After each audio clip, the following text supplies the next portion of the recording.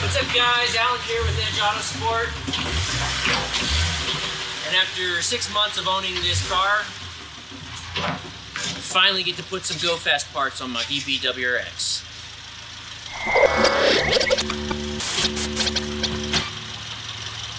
So today we're going to be installing the ETS intake on our Project WRX, and we're going to do it on the dyno. That way we can have a really good back-to-back pull without the intake and then with the intake. And to help accommodate the install, I've already pulled off the plastic under tray, which has like 1,000 plastic little clip things and then 2 bolts holding it on, so it's not too terribly difficult to get off. But that will free up to where I can get underneath the car while it's on the dyno and get to that connection point at the turbo inlet. And that'll make installing this somewhat simple without having to have it on a lift or on jacks. And it shouldn't affect power in any way having that off, so I'm not worried about that. But we're gonna go ahead and do a pull with it as is on the currently it's on the E30 flash tune, and we'll see what it makes today on the dyno in this particular weather, temperature, whatever conditions. And then we're gonna yank off this stock intake, throw on the ETS intake, and see what it makes. This is pull number 2 with the stock intake. This time we have the windows open. Don't know if it'll change the sound for you guys, but we figured we'll also use this as an opportunity to try to catch some sound clips of the intake, what changes with that and everything.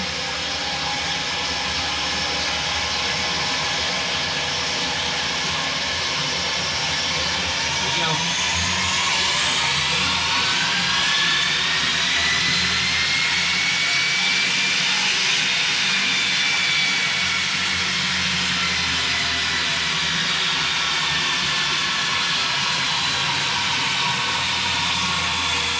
There we go, 311 and 400 foot-pounds of torque. Well, that should be all the data that I need for the stock intake for today. I'm gonna go ahead and throw the ETS intake on and see what changes. I'm sure there'll be some tuning that'll be necessary for it, but probably not much.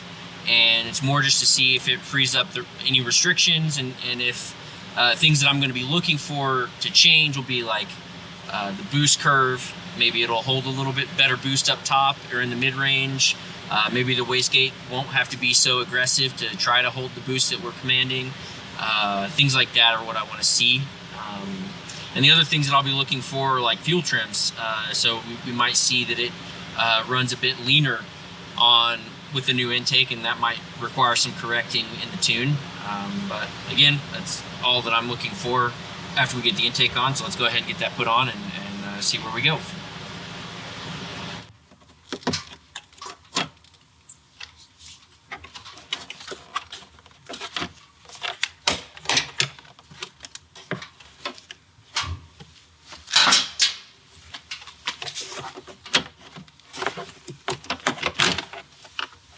Easy enough.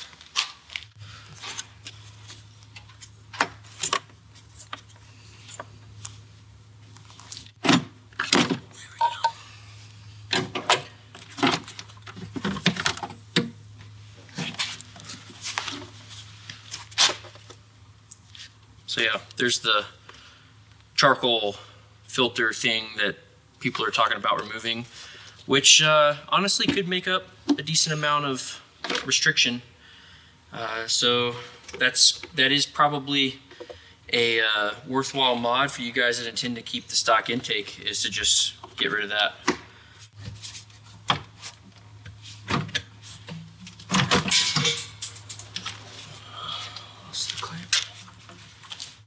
So here's the MAF housing from ETS. You're going to want to get your mass airflow sensor out of the factory Airbox, and you're installing it into this before you put it in the car. You pretty much can't mess this up. In case you're wondering, there is an arrow on the flange that tells you the direction that it should be pointed. There's also a giant arrow on the mass airflow sensor that tells you the direction that it should be pointed. So you're going to want to make sure that those arrows are both pointing in the same direction, and then it should just pop right in.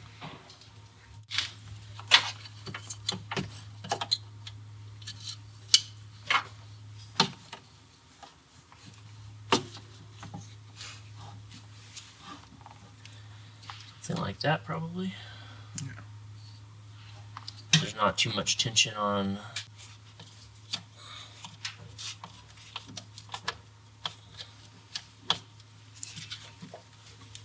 Okay.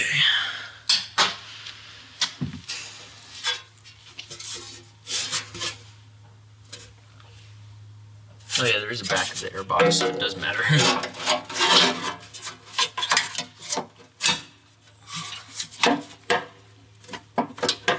And it's got a little cutout for that. So you gotta wide. You gotta move it back. It's actually right in the right spot, I think. But I need to. There we go. There we go. Right there.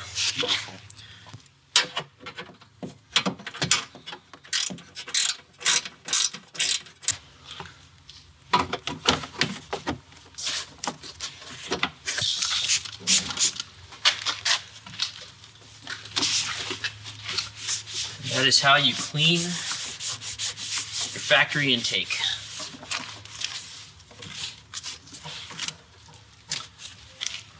Let's see if it makes any more power. All right, here we go.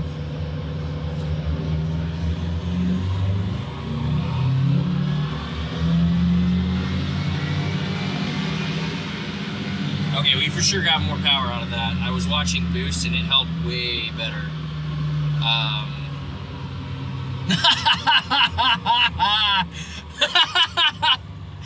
347 horsepower. Holy crap. Yeah, so the intake does something on these cars.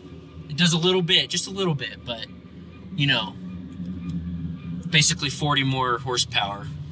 Not too big of a difference.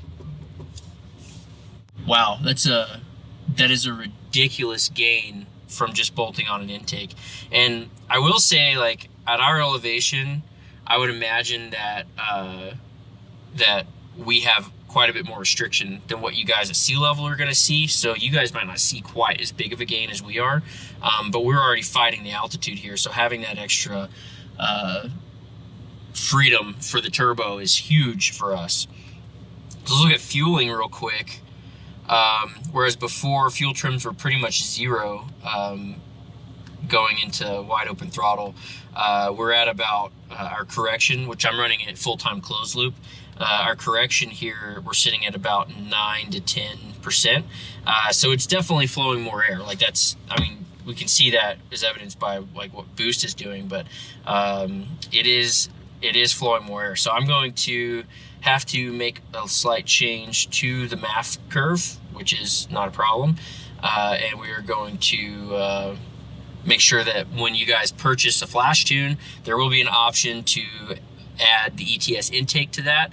And if you do add that, you'll have a MAF cal that'll come with your flash tunes for that. So yeah, I'm excited. That I didn't expect that. I was actually going into this a little bit nervous, like, okay, like I've been told that the intake makes a pretty big difference or a decent difference, but nearly 40 horsepower. That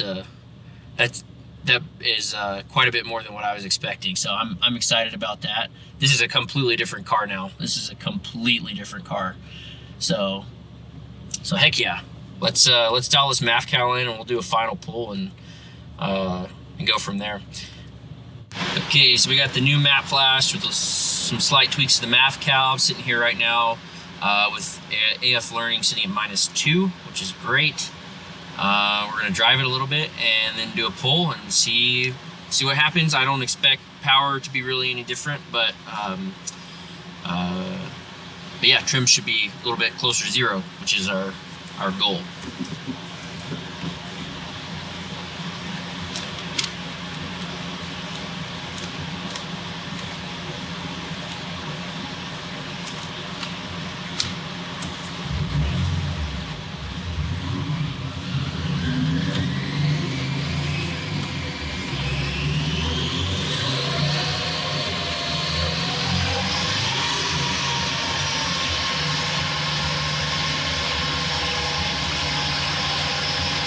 Trim's still looking good. Alright, here goes the pull.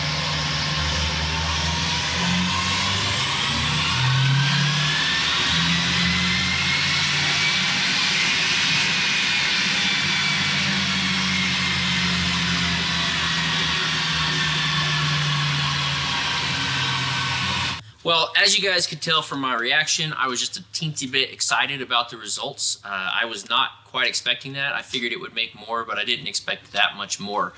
Again, like I said, the results for us, the gains for us may be different because we are at high elevation, whereas you guys at sea level may not see as big of a gain, but you are definitely going to see a gain because that kind of a restriction getting freed up is going to be good for everyone, everywhere.